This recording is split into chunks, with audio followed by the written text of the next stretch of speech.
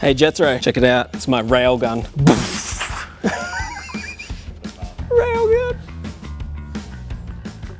This is Supra Supreme, the slowest and most drawn out car build on YouTube. Back in 2018, we took this perfectly working stock turbo Supra and deleted the 2JZ engine in favour of a 5-litre V12 mounted to a 6-speed manual transmission, but fit directly it did not.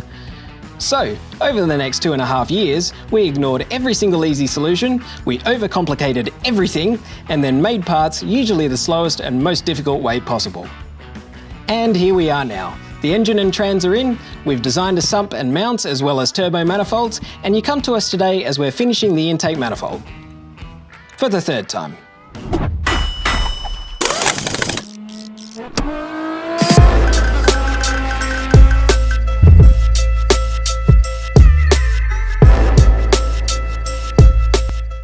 Many of you are finding us today due to YouTube's Creator on the Rise spotlight, and I wanted to catch you all up on what we've been up to the past few years and give you this sneak peek look at Supra Supreme episode 14, which is coming soon.